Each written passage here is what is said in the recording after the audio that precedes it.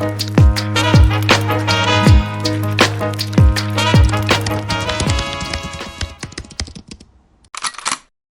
right. Let me take a little sip of water here. How now, brown cow? Unique, New York. Hello, everyone, and welcome back to the Best Friend Files. This is episode 2. We are breaking down the grand jury proceedings of the Jeffrey Epstein newly released documents. So if you didn't hear our first episode, check that out and you'll get a little inside info as to what we're doing here. And today we are diving right on into the grand jury courtroom in Palm Beach County back in 2006. Diving right in. Splash. Boom. So last podcast, we talked about Jeffrey Epstein and basically the trend of him being a predator from his early 20s on. And there's obviously been a ton of conversation about Ghislaine. Is she just as guilty? We would definitely say yes. In fact, if you wouldn't say yes, I'm not sure why you're listening. So I want to talk about her and what the fuck is wrong with her, because something is. I mean, can I just say that she has been under my skin since the second this came out? And I feel like, I don't know if it's just me or if other people have this, like, carnal reaction, but, like, I hate to say that, like, because she's a woman, it's 10 times worse. And I don't know how to really explain that, but I feel that in my soul. I think because the common template is man abuses female, and yes, there are female predators. Obviously, Ghislaine's one of them, but like we all know you can't go jogging at night. You can't go jogging during the day if you have headphones in. When you're walking to your car and it's a parking lot and it's dark, you have to park under a light. You have to get somebody to walk you there. You have to hold your keys between your knuckles. Like we're so programmed to constantly be ready to be attacked. And so having another female introduce you to a man is a very disarming effect because you feel like, well, this girl didn't get murdered by him and she seems happy. She's not flinching. She's not looking at the ground. She's not giving any signs that she doesn't have her own autonomy, that she's a victim. So I must be safe too. And it's just exploiting that very common and rational social like approach. So yeah, it's like you're exploiting your own gender. It's just like, Okay, I agree. so it's not, I'm not alone in this because I'm not like that. You know what I mean? I feel like I don't want to be like a man hater, but I don't know. So. Well, I mean, I'm not either. I don't want to be a man hater, but if you pull up like the list of registered sex offenders in your area, you're going to do a lot of scrolling before you see a chick. This is true. This is very true. Also, just it's instinctual. It's evolutionary. It's all that jazz. So, in light of that, you have recently found some new, interesting information about our girl and her background. Yes. So I read an Associated Press article by Terry Spencer from July 1st, 2024, one from January 2024 from a CBS 12 news article by Luli Ortiz, and a January 6th, 2024 Times of Israel article. And it's based on this book called Hunting Ghislaine by this journalist, John Sweeney. So in the book, Ghislaine vividly recalls a time when at age 13, she was like tacking a poster of a pony on her bedroom wall, and her bedroom wall was newly painted. And so she, anticipating her father's response to tape, which would like maybe mess up the paint, she was carefully hammering a thin tack to mount the poster, which of course still enraged her father. He took the hammer and banged it on her dominant hand, leaving it, quote, severely bruised and painful for weeks. There's another quote in here from a court filing, and it describes how Robert Maxwell, which is her dad, would put the kids on trial during Sunday lunch. So basically, he gets so busy that they only really see him on Sundays. So on Sundays, he would pick a random child and question them on a particular topic, and they were expected to answer referencing Robert Maxwell's quote, rules of life, including the three C's: concentration, consideration, and conciseness. The court filing says, quote, if the child stumbled, didn't speak on point, or gave the wrong answer, Mr. Maxwell would demand them to answer which of the principles they had forgotten to apply and the reason for that failure. Quote, the dressing down was always painful in the extreme, and everyone around the table felt uncomfortable. As they grew, they had to take part in hosting his really high profile guests. And they were instructed by their parents to like basically wait on them hand and foot. So if he didn't assault her enough, I'm sure one of his friends who was like, look at this compliant prepubescent girl with no self-confidence. So this is interesting.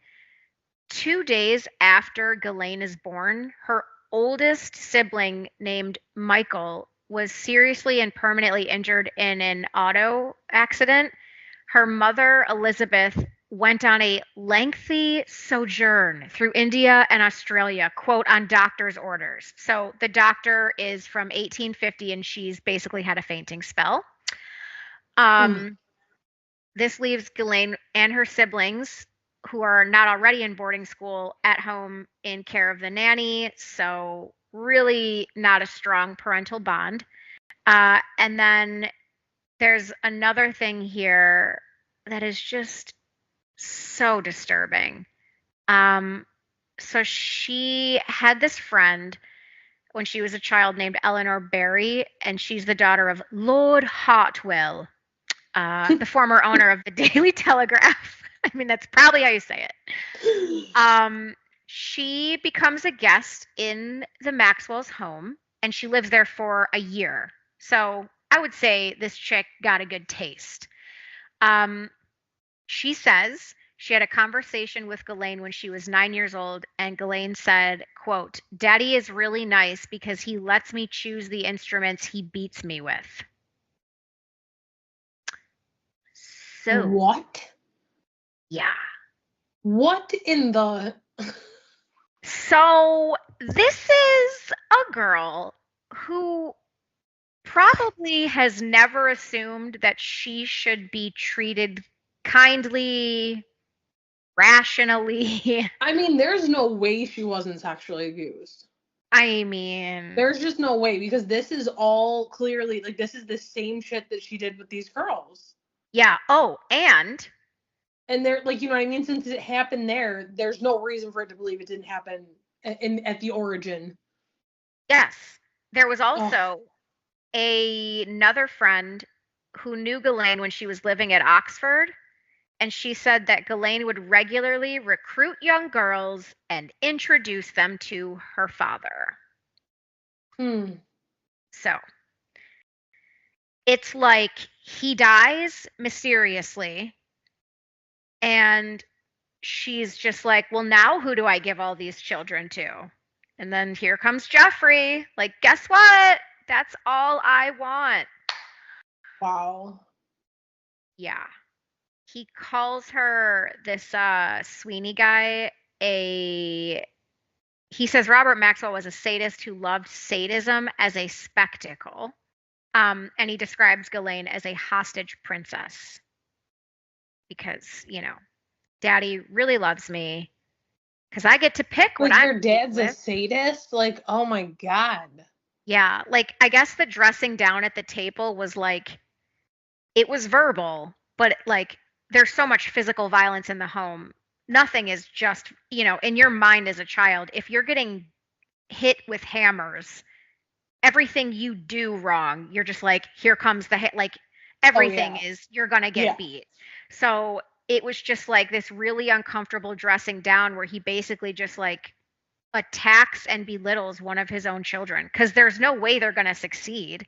No child who's sitting down to eat in the middle of a day, who sees their dad for their once a week time seeing him, is going to be able to like fit in his ethos, to answer the question correctly and do it the right way and do it as fast and not leave anything out. And that's what I mean, like, being that he's a sadist, not to interrupt you, but like, yeah, being that he's a sadist, I really can't imagine like what that would, like, the pleasure that he would derive from being able to manipulate young children.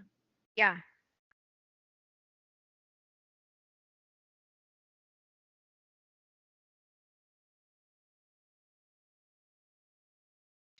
This other, whoever wrote the one article that I am quoting, is asking Sweeney, who wrote this book, why he called Ghislaine a hostage princess. And so he says this comes from Beharry, who's the psychologist, who describes how narcissistic men, when their wives become older, end up replacing their trophy wife with the daughter.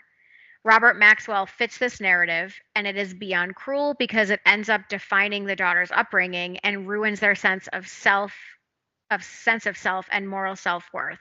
So she's basically brought up with no boundaries and living by the idea that whatever her father wants is right. And I think when we were discussing this earlier, you had said this, that it really just goes to show how excellent Jeffrey Epstein was at perping out like a victim.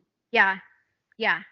He knew 100%. Probably right away. He could just tell, like, her demeanor around men, the way that she, I'm sure, talks down about herself, like, all that stuff. I also wrote down, like, what grooming signs are, and then grooming signs for a narcissist, because, yes, it's super obvious. Like, nothing in this list is new, but I don't know. I just feel like it's almost a PSA for people of like, heads up, this is like a real thing. So ways that people groom are isolation, and also criticizing someone's choices, which does isolate them internally. So for Jeffrey, once you're in his house, like, you're isolated. Desensitization, so that usually involves non-sexual physical contact like tickling and wrestling and hugs. Secrets, gifts and compliments. Control, like spying, giving special privileges, giving advice, so you have the role of a confidant. And then private communication, so more like on the isolation tip. And 50% of child abuse involves sexual grooming. For a narcissist, the way that people are groomed is a little bit different. So narcissists are obviously they're just as concerned with getting a victim, but they also really want to feel that they are superior. So that's like reflected here. They use compliments and then later use them against you. So they gradually will ask casual questions to learn more about your hopes and dreams, and then they'll mirror you back and be like, that's my dream and interest, and I do the same thing. This one tactic is called false self, which is when you try to become the victim's fantasy partner. Future faking, which is where you echo where you want your life going, and it of course aligns with this other person. And love bombing, which we're all familiar with from pop culture, which is creating a courtship and a seduction that makes it hard to leave. So really all that is to say that if somebody is wowing you left and right, and you're like, I can't believe how much we have in common. He loves everything about me. He never gets mad at me. He's always there for me. He will give me advice even if I know he doesn't have time or wants to. No human being is going to be so good to you that it is alarming enough that you need to tell other people in your life. Like, that is a tactic. Be aware. And no one's going to have their, you know what I mean? You can have something genuinely in common, but it's not going to be everything. Yes. And you both want to do the same thing later, and you both have the same fears. Honestly, that made me think of something. It made me think of someone, and how I will never forget that when we first started talking, not my current boyfriend, right. I had said that snapdragons were my favorite flower. And this dude was like, they're my favorite flower. And like, I bought that. And I'm like, what dude, A, knows flower types, and B, could possibly know something as off brand as a snapdragon? Like, it's not like a lily. It's, you know what I mean? It's not like a common name for Yeah, something. I You know don't what I even mean? know Like, what it's that not a is. common flower to know. Like, I'll give a guy knowing a daisy maybe because his mom likes, like, I'll give a guy knowing a couple flowers. Probably more like weed. Like, probably more like, you know what I mean? Again, not trying to man bash here, but I fell for it. I was like, oh my God, you love snapdragons too. It's so And, easy. and we already know that that is an established narcissist. So, to your point. Yeah. Also, thought this was poignant and really speaks to Jeffrey being a narcissist. So his victims say that he had a copy of the book Lolita in like every property. Like you would see it everywhere. Posters, on the coffee table, on the bookshelf. He would give it to people to borrow. Like, have you read Lolita? You should read Lolita, like to victims. Let me just look up what it's about because it's so sick. Oh, God.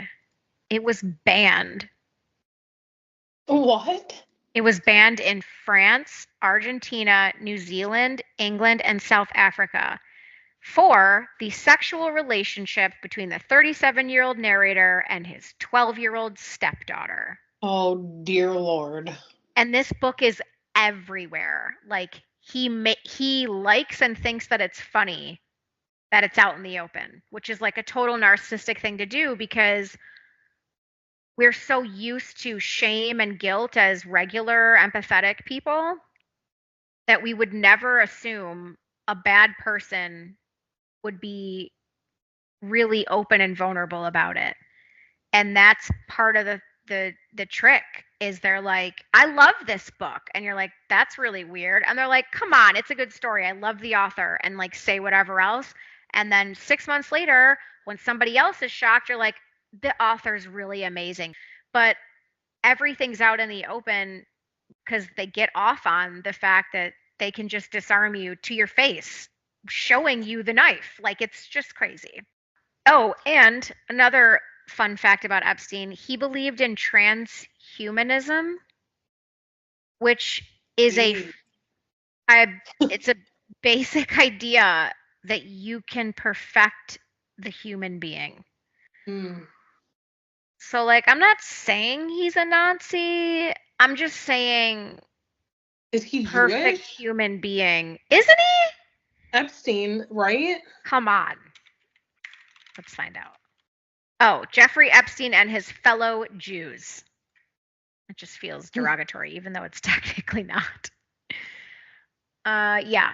So he is. But just again, like it just shows that like you really are so high on yourself that you think one, you can probably be perfect, or that two, you already are, and that three, you're somehow going to help other people also be perfect when no one's gonna do that.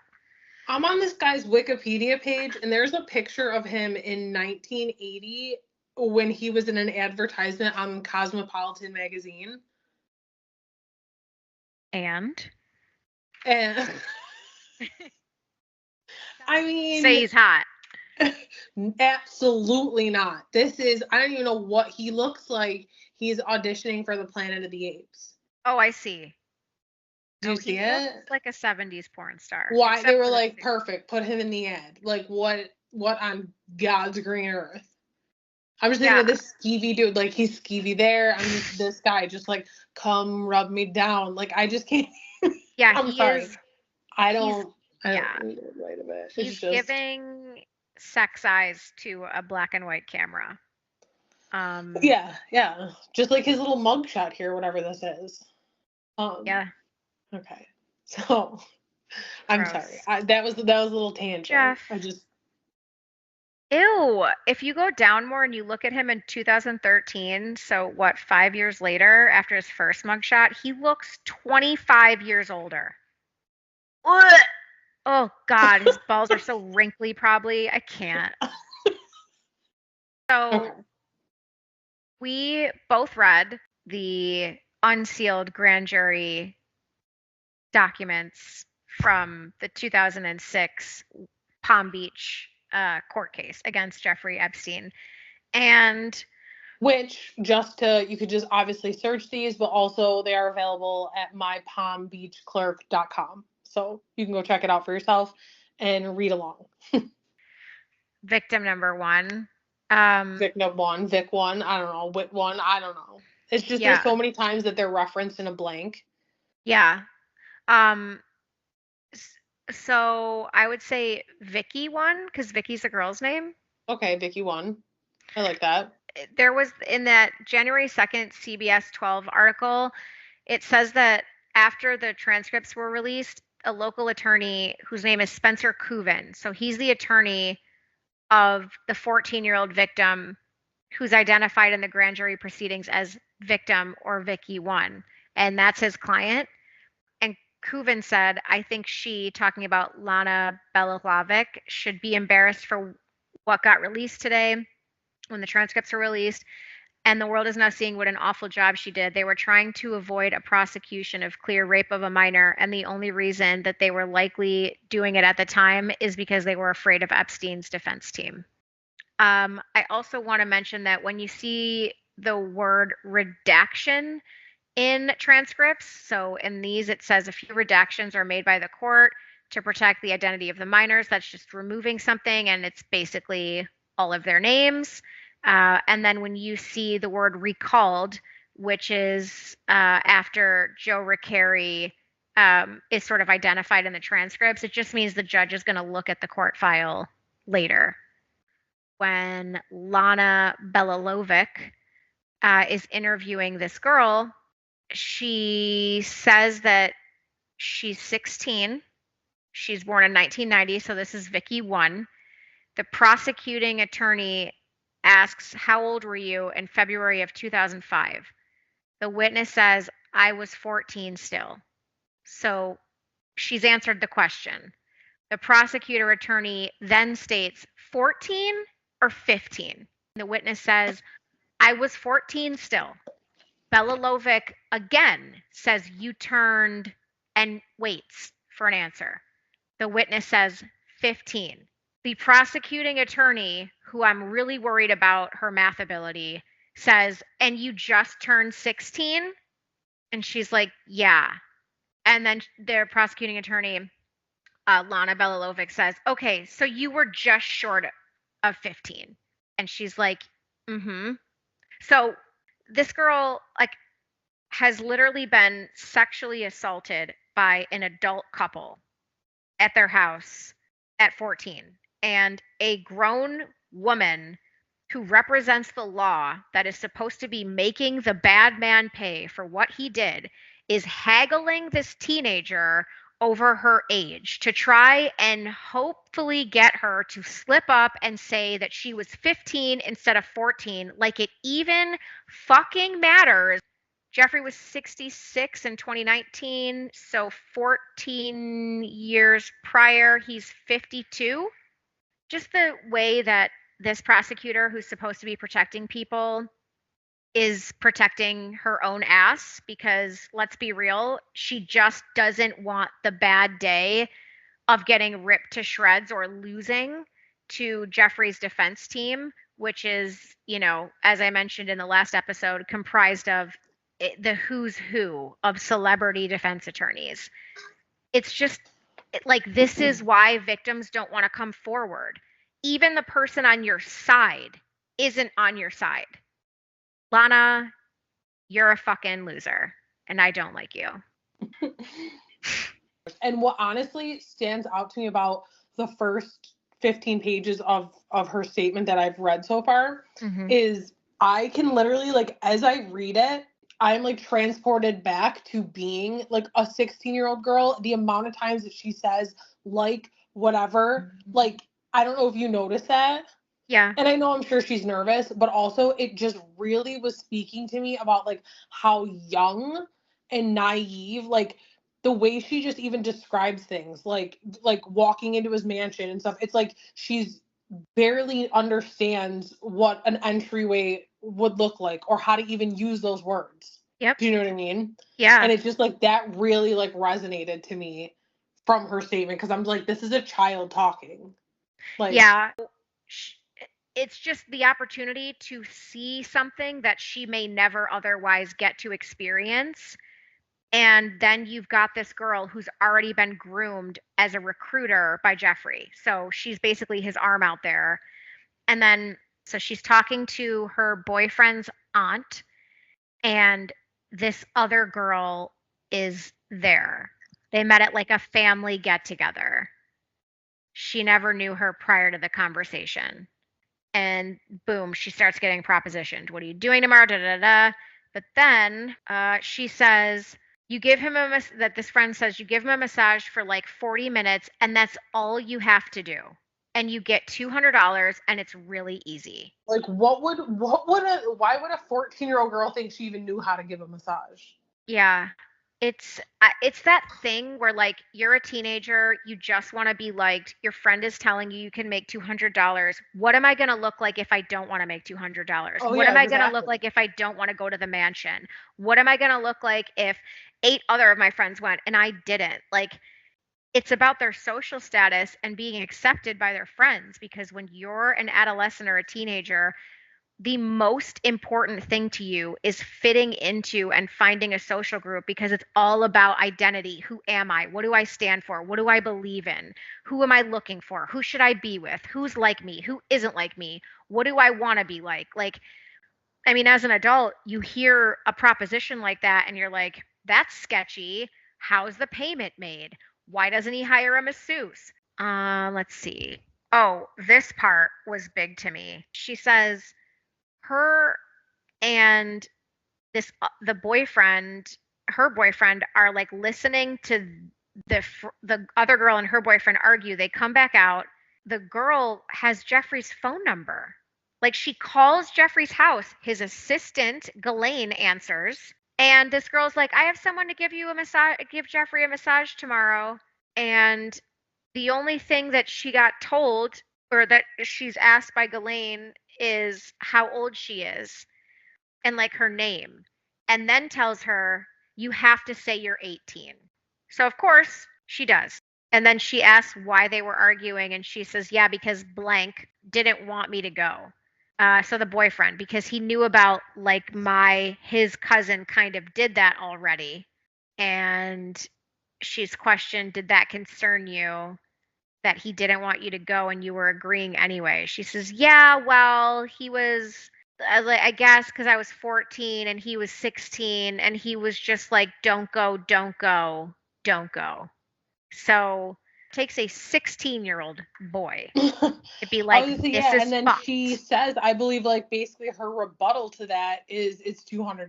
Yeah. She says, quote, and I was like, well, it's 200. And I was 14 and I was like $200. So I really didn't care what he said. So talk about isolation.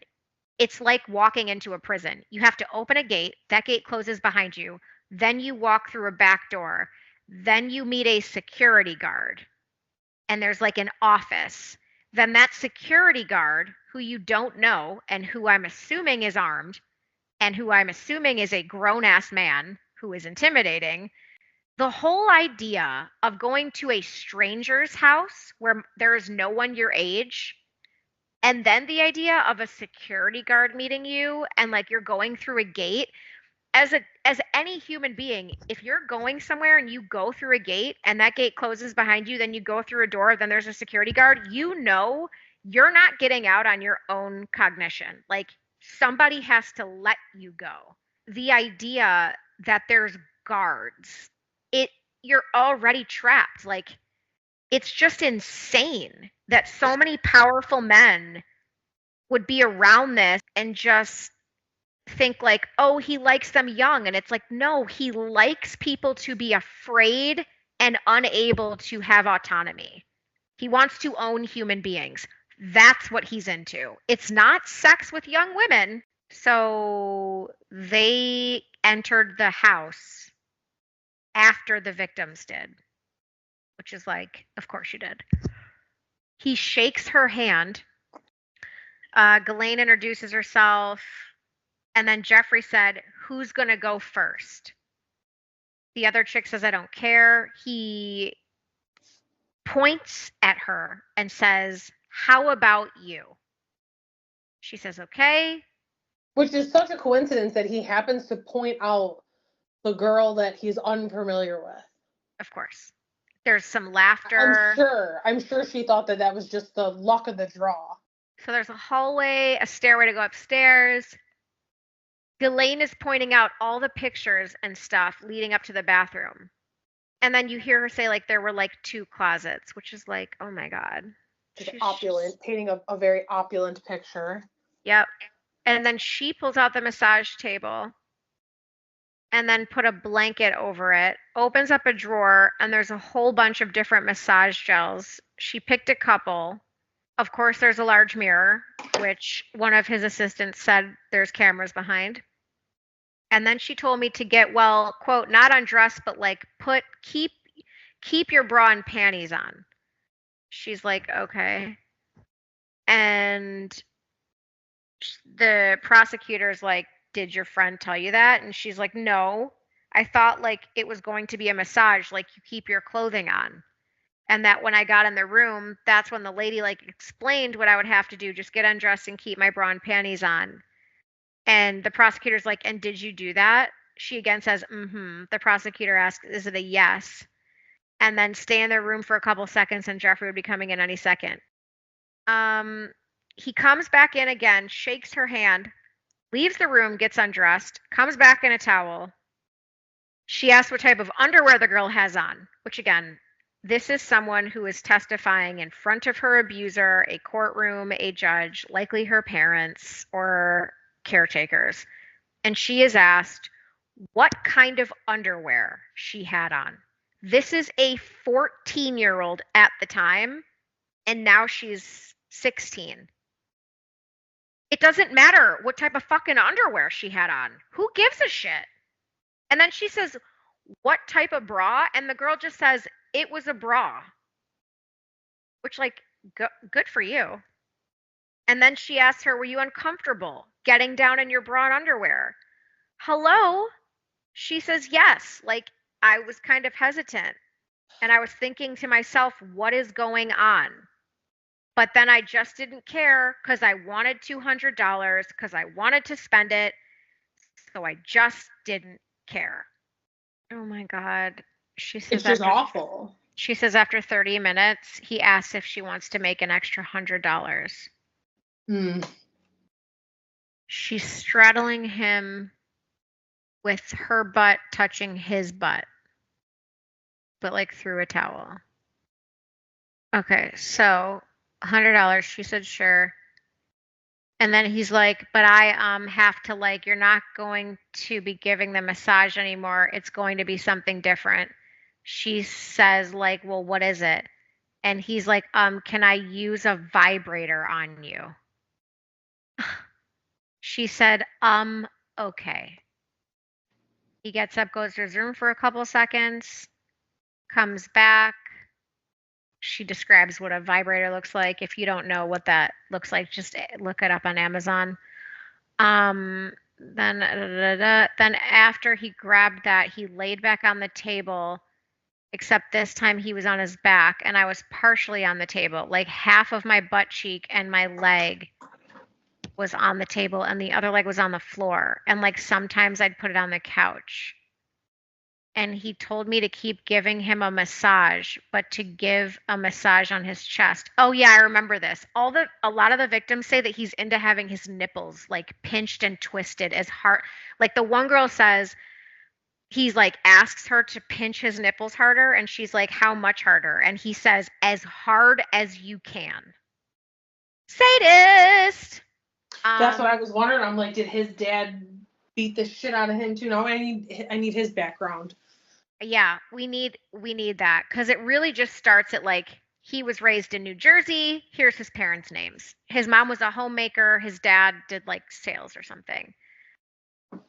Ew. So he uses the vibrator on the outside of her vagina and then jerks off for a couple minutes and told her that if she likes, then she could have more money because he gives you extra money if he jerks off anyway.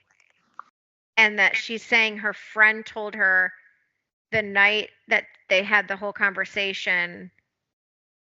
And then the prosecutor's like, wait, you said she didn't mention that. So the girl says, no, she didn't tell me that I would have to take my clothes off, but she said that if he jerks off in front of you, you can get more money. And when you say jerked off, what do you mean? Oh, this is so, I mean, it's sad that this is what has to be done in order to bring justice. Yeah. What's he doing in the room for a couple seconds every time? Like, what's he doing? That's what I want to know. You can't pop that much Viagra.